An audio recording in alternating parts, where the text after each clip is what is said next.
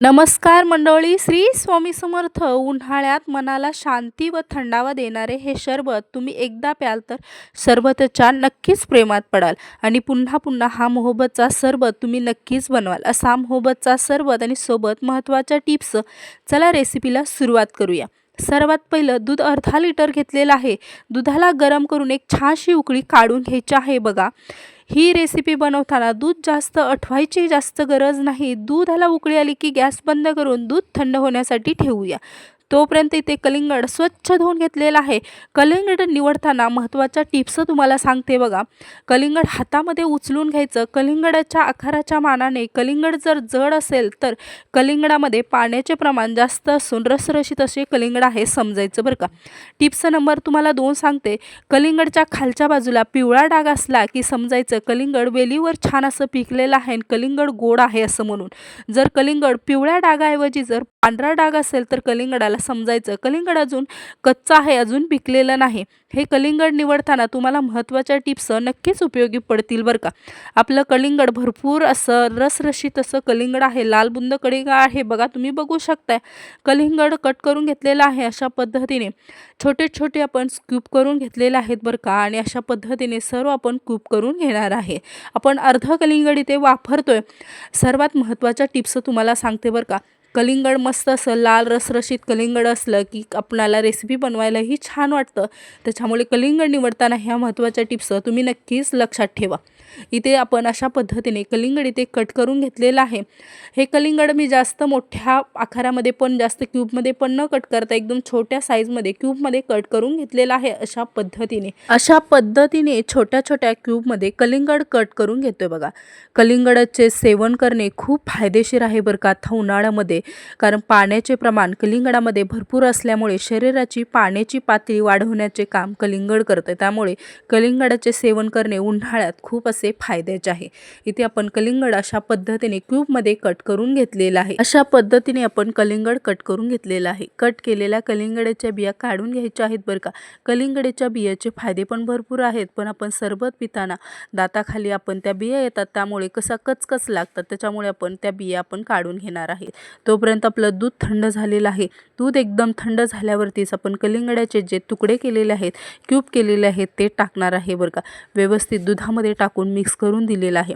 बघा दूध एकदम थंड झालं पाहिजेलं आहे, नाहीतर कसं दुधाला कसा नॅचरल कलर येत नाही आणि जो आपण सरबत पिणार आहे तो त्याचा इतका स्वाद लागत नाही. तर व्यवस्थित असं दुधामध्ये आपण व्यवस्थित मिक्स करून दिलेलं आहे कलिंगडाचे काप. बघा किती छान नॅचरल कलर आलेला आहे. त्यात आपण भिजवून घेतलेला सब्जा घातलेला आहे. सब्जाचे फायदे तर तुम्हाला सर्वांना माहीत आहेत.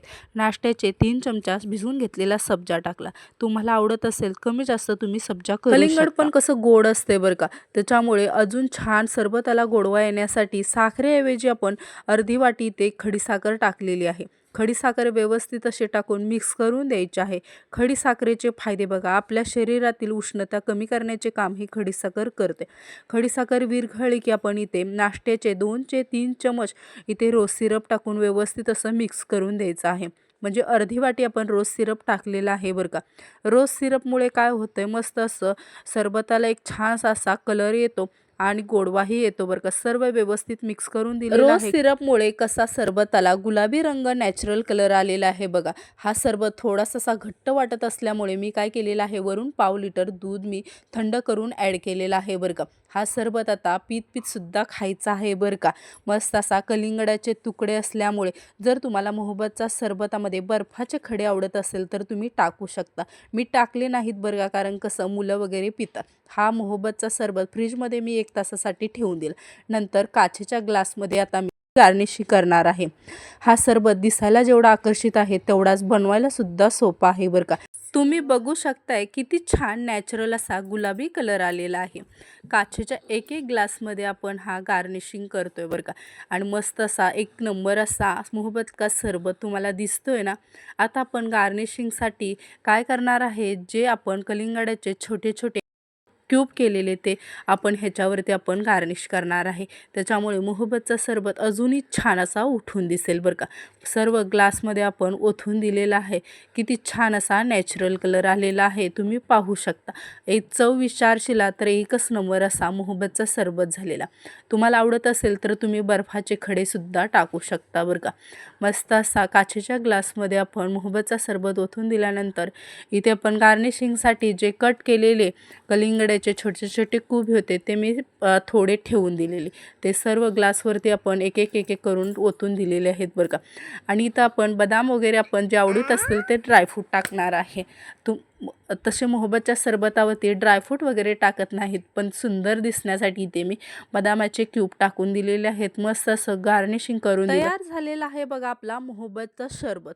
उन्हाळ्याच्या कडक उन्हात शरीराला थंडावा देणारा आणि मनाला तृप्त करणारा मोहब्बतचा सरबत. ही रेसिपी तशी दिल्लीची फेमस रेसिपी आहे बरं का.